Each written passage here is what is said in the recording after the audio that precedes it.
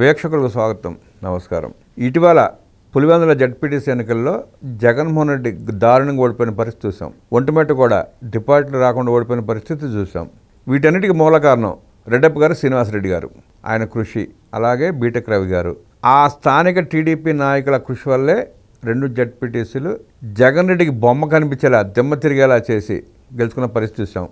అప్పటి నుండి కడప ఎమ్మెల్యే మాధురెడ్డి గారి మీద వైఎస్ఆర్ కాంగ్రెస్ పార్టీ శ్రేణులు, పేటీఎం గాళ్ళు ట్రోల్ చేస్తూ ఆమెను ఇష్టానుసారం మాట్లాడుతూ ఆమెను తిడుతున్న పరిస్థితి కూడా చూస్తున్నాం సోషల్ మీడియాలో. వీటన్నిటి మీద ఆమె సీరియస్ అయ్యి కేసు పెట్టడం, ఇద్దరిని అరెస్ట్ చేయటం, ఇంకో 15 మంది కోసం పోలీసులు గాలిస్తున్నారు. అసలు రెడ్డప్ప గారి మాధవరెడ్డి గారు ఎమ్మెల్యేగా గెలిచిన తర్వాత గతంలో కడపలో ఎప్పుడు ఎమ్మెల్యే ఇంటికి ప్రజలు వెళ్ళిన పాపన పోలా. ఎమ్మెల్యే ఇంటికి వెళ్ళాలంటే ప్రజలకు భయం. 2 దశాబ్దాలుగా వైఎస్ఆర్ కాంగ్రెస్ పార్టీ నాయకులు, ఆనాడు కాంగ్రెస్ పార్టీ నాయకులు ఎలా హింసించారో అక్కడ ప్రజల్ని ఆ కడప వాసులకు తెలుసు. అభివృద్ధి సున్నా, ఒక రోడ్డు లేదు, ఒక పని చేయలే, కానీ కడపను దోచుకున్నారు. 2 దశాబ్దాలకు 4-5 సార్లు ఎమ్మెల్యేలకు గెలిచి సర్వనాశనం చేసి వదిలిపెట్టారు కడపని. అలాంటి కడపని ఆమె పోటీ చేసి గెలిచిన తర్వాత అభివృద్ధి కార్యక్రమాలు చేస్తూ, సంక్షేమ కార్యక్రమాలని విస్తృతంగా ప్రజల్లోకి తీసుకెళ్తూ, ప్రజలకు అందజేస్తూ, ఆమె ప్రజల వద్దకు వెళ్ళి వాళ్ళ సమస్యలు అడిగి తెలుసుకుంటూ పరిష్కరిస్తున్న పరిస్థితుల్లో జగన్మోహన్ రెడ్డి తన గ్రామ సింహాల చేత ఆమె కుటుంబాన్ని వ్యక్తిగత హననం చేపిస్తూ చేస్తున్న దుష్ప్రచారాన్ని వివరించడానికి మనతో ఉన్నారు సోషల్ యాక్టివిస్ట్ శ్రీలీల గారు. వారిని అడిగి మనం స్పెషల్ తీసుకుందాం. నమస్తే. నమస్తే అండి. కడప లాంటి సెంటర్లో, కడప లాంటి ప్రాంతంలో వైఎస్ఆర్ కాంగ్రెస్ పార్టీ నాయకులు చాలా వికృత చేష్టలు చేస్తుంటారు. అక్కడ వాళ్ళ కబంధ హస్తాల నుంచి ఆ ప్రజలను కాపాడి ఆ కడపని వాళ్ళ నుంచి విడిపించి ఆమె ఎమ్మెల్యేగా గెలిచిన తర్వాత ఆమె చేస్తున్న సంక్షేమ కార్యక్రమాలు కోకొలలు.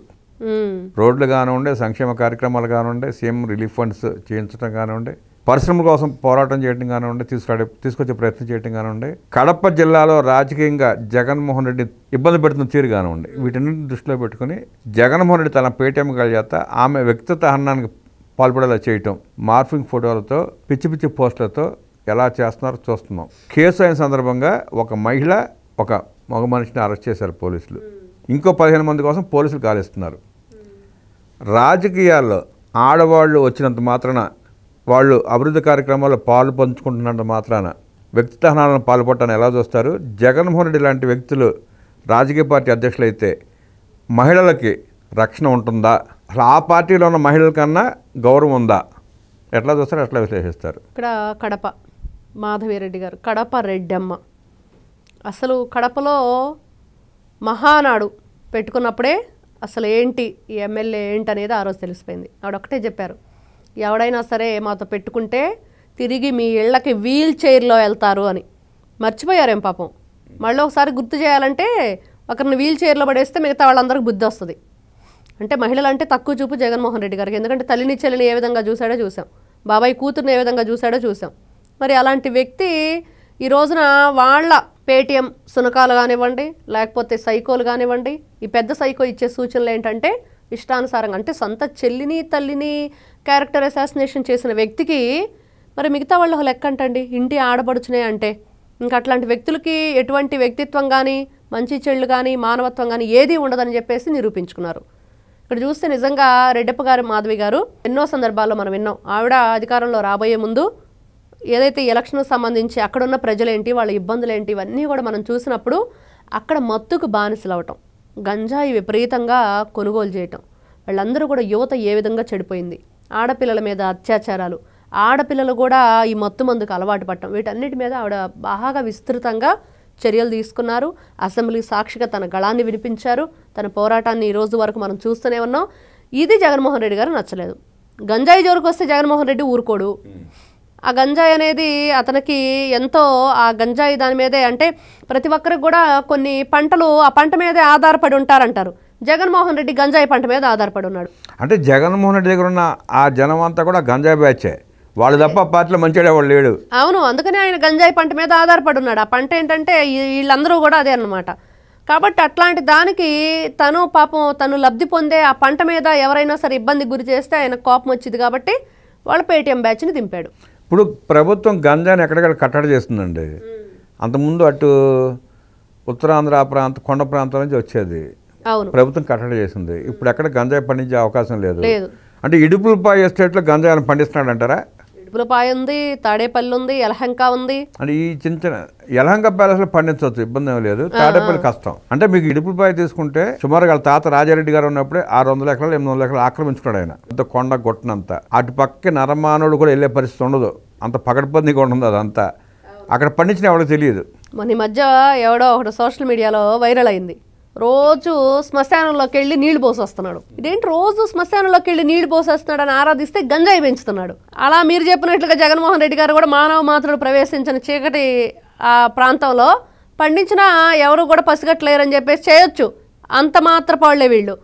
ఎందుకంటే వీళ్ళ గతంలో ఇతను అందించిన పరిపాలన కానీ వీళ్ళు చేసిన పనులు కానీ చూస్తుంటే వీళ్ళు దేనికైనా తెగిస్తారు, ఎలాంటి పనులైనా చేస్తారు. దానికి మాత్రం నిలువెత్తు నిదర్శనంగా ఈ రోజున కూటమి ప్రభుత్వం అధికారంలో ఉన్నా కూడా ఏ మాత్రం భయం భక్తి లేకుండా నిస్సిగ్గుగా ఆ పోస్టులు చూస్తుంటే ఎంత నీచంగా పెట్టారండి. పోస్టులు ఎంత దౌర్భాగ్య పరిస్థితిలో వాళ్ళు. అంటే వాళ్ళ బరితెగింపు ఏంటంటే మా జగన్ రెడ్డి డిజిటల్ డైరీ అంటున్నాడు, లేదంటే 2.0 రప్ప అంటున్నాడు అని చెప్పి రెచ్చిపోయేదో చేస్తూ ఉన్నారు.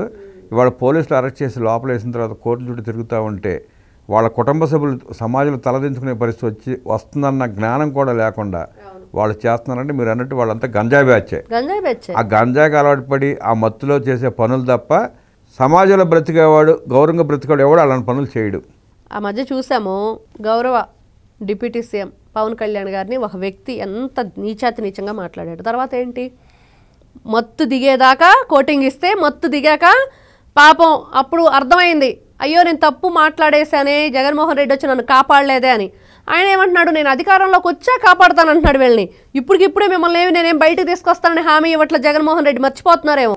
ఎక్కడికి వస్తాడు, రేపు యూరోప్ పారిపోతున్నాడు, అది యూరోప్ నుంచి రాడు అంటున్నారు. ఇంకేళ్ళ కాపాడేది ఎవడు?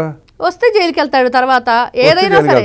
మరి అట్లాంటిది ఏంటి, ఈ రోజున వీళ్ళని కాపాడేది ఎవరంటే వీళ్ళు దిక్కులేని పక్షుల్లాగా తలో దిక్కు పోవటం తప్పించి వీళ్ళకి ఇంకా వేరేది ఏమీ లేదు. ఈ రోజున అనవసరంగా ఏదైతే వీళ్ళు పులి అనుకుంటున్నారేమో అది వాతలు పెట్టుకున్న నక్క అనేది అర్థం కావట్లా. ఆ పులి ఏదో చేస్తుందని చెప్పేసి వీళ్ళు కూడా ఇలాంటి మాటలన్నీ మాట్లాడితే చివరికి జైలు పాలవటం, ఈ విధంగా వాళ్ళ జీవితాలను సర్వనాశనం చేసుకోవడం తప్పించి వేరొకటి వీళ్ళకి ఒరిగేది లేదు, చచ్చేది లేదు. జీవితాలు సర్వనాశనం అవ్వటం, వాళ్ళ ఫ్యామిలీలు ఇబ్బంది పడటం.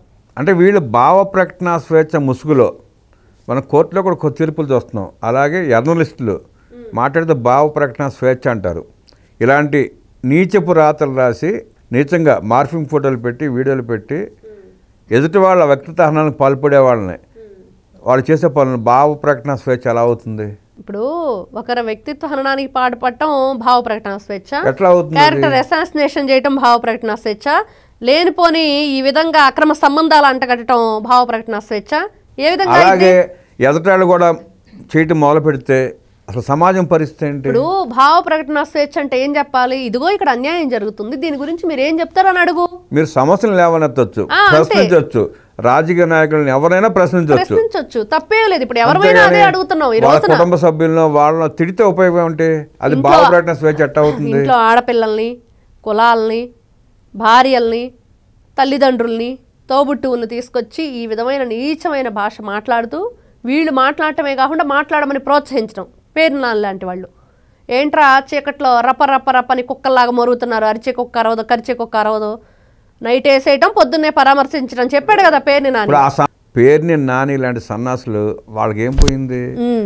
ఒక మాట చెప్పి ఇంట్లో దొరుకుతారు, బయట బలైపోయేది వీళ్ళేగా, యువతే కదా. అర్థం కావట్లేదు వీళ్ళకి గంజాయో కోటరో ఇచ్చి వాగమంటారు, రాయమంటారు, తర్వాత బలైపోయేది వీళ్ళే కదా. వీళ్ళే అందుకనే చెప్పేది మాదే ఉంది, పోతే మీరే పోతారు, మీ జీవితాలే సర్వనాశనం అవుతాయి, మీ ఫ్యామిలీసే రోడ్డును పడతాయి, మాకేం మేము కడుపులో సల కదలకుండా బాగానే కూర్చుంటాము అని చెప్పేసి వాళ్ళ ధైర్యం. ఈ రోజున వీళ్ళు రెచ్చగొడుతున్నారంటే జగన్మోహన్ రెడ్డి గంజాయి బ్యాచ్ వెళ్ళి పలకరించాడంటే కారణం ఏంటండి? ఎవరు వద్దన్నా కాదన్నా నేను చేసేదే వాళ్ళ వల్ల నాకు ఉపయోగాలు ఉన్నాయి, నా ఉపయోగాలు ఇవే, ఇలాంటి వాళ్ళ కోసమే.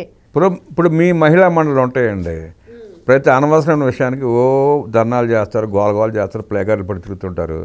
ఇలాంటి వాటి కోసం ఎందుకు తిరగరు మీరు? వాళ్ళకి ఎవరికి అవగాహన లేదు, అవగాహన కల్పించాలి మనం. ఈ రోజున ప్రతి ఒక్కరూ కూడా బయటకు వచ్చి ఒక మహిళని అన్యాయంగా అక్రమంగా మాట్లాడితే ప్రతి ఒక్క మహిళ గళం విప్పాలి, ప్రతి ఒక్క మహిళ బయటకు వచ్చి దానికోసం ఎవరు మాట్లాడారో వాళ్ళని జుట్టుబట్టు ఈడ్చుకొచ్చి పోలీసుల కంటే ముందు వీళ్ళు దేహశుద్ధి చేయాలి. చేస్తే అప్పుడు బుద్ధి వచ్చింది. అలాంటి కార్యక్రమాలు ఎందుకు చేయటం లేదంటే అవగాహన లేకపోవటం వల్ల వాళ్ళని ఎవరు ఎడ్యుకేట్ చేయకపోవటం అనేది నా అభిప్రాయం. అంటే వ్యవస్థలో కూడా మార్పు రావాలి. మీరు ఖచ్చితంగా పోలీస్ డిపార్ట్మెంట్ కానివ్వండి, కోర్టులు కానివ్వండి, ఏదైనా కానివ్వండి, రాజ్యాంగంలో కొన్ని మార్పులు తీసుకురావాలి. భావ ప్రకటన స్వేచ్ఛ అంటే నేను నీ అంటే నన్ను కూడా ఇంకోటి ఏమంటాడు, లిమిట్స్ క్రాస్ చేయకూడదు, లిమిట్స్ క్రాస్ అయిపోతాయి. అవును, అది భావ ప్రకటన స్వేచ్ఛ ఎట్లా అవుతుంది? ఆ భావ ప్రకటన స్వేచ్ఛ అనే పదానికి మార్పు తీసుకురావాలి. భావ ప్రకటన స్వేచ్ఛ అని అబద్ధాలు అలవోగ్గా చెప్పేయటం, అబద్ధాలు రాసేయటం, దేవతల రాజధాని వేసేల రాజధాని అంటే అది భావ ప్రకటన స్వేచ్ఛ అవుతుందా? వాళ్ళకి బెయిల్ కూడా వస్తాయి అట్లాగే. అలానే ఉంది. ఇదే మార్పు రావాలి. దయచేసి న్యాయస్థానాలందరినీ కూడా ప్రతి ఒక్కరిని చేతులెత్తి జోడించి చేతులు వేడుకుంటుంది ఒకటే, ఇట్లాంటి వాళ్ళని కట్టడి చేయండి, వీళ్ళకి ఒక కట్టుబాటు తీసుకురండి, వీళ్ళకి కొన్ని నియమ నిబంధనలు పెట్టండి, వీళ్ళని కఠినంగా శిక్షించండి అని ప్రతి ఒక్కరూ కూడా ఎంతోమంది ఎన్నో విధాలుగా మరి కోరుకుంటున్నారు. దయచేసి ప్రతి ఒక్కరూ కూడా మీ జీవితాలను సర్వనాశనం చేసుకోవద్దు. వైఎస్ఆర్సీపీ పార్టీ నాయకుల మాటలు విని ఈ విధంగా పోస్టులు పెట్టి ఈరోజు నా 15 మంది పరారులో ఉంటే వాళ్ళ ఫ్యామిలీ పరిస్థితి ఏంటి? ఈ చెప్పిన వాళ్ళు చదువుకుంటున్నారా? ₹1 డబ్బులు ఇస్తున్నారా? ఒక పూట అన్నం పెడుతున్నారా? మీ బిడ్డలను చదివిస్తున్నారా? దేనికైనా భరోసా ఇస్తున్నారా? హామీ ఉంటున్నారా? లేదు కదా. ఎవరి జీవితాలు సర్వనాశనమైనవి? దయచేసి ఆలోచించండి, ఆవేశపడకండి. ఇక్కడ పార్టీలు కాదు, కులాలు కాదు, మతాలు కాదు. మీరు ప్రజాస్వామ్యం వైపు నిలబడండి, ప్రజలకు మంచి చేసే ఆ పార్టీ వైపు నిలబడండి, ఆ రాజకీయ నాయకులకి మీరు మద్దతుగా నిలబడండి. అంతేగాని బూతులు మాట్లాడి నీచాతి నీచంగా ఈ రోజున దిగజారిపోయి మీరు చేసిన పనికి మీరే బలైపోయారు. భావ ప్రకటన స్వేచ్ఛ పేరుతో ఇష్టానుసారం మాట్లాడే వ్యక్తులని కోర్టులో వ్యవస్థలో వదిలేయటం కరెక్ట్ కాదని, సమాజంలో అశాంతిని ఇంకా పెంచేలా ఉన్నాయని, ఆ నిర్ణయాలు మార్చి రాజ్యాంగంలో చట్టాలు మార్చాలని, అలాగే ఇడుపుపాయ ఎస్టేట్లో గంజాయి పండిస్తున్నారన్న ఆరోపణలు వస్తున్నాయని దాని మీద పోలీసులు దాడి చేసి వాస్తవాలను ప్రజలకు తెలియాల్సిన అవసరం ఎంతైనా ఉందంటూ విశ్లేషించిన శ్రీలీల గారికి ధన్యవాదాలు తెలియజేస్తూ నమస్కారం.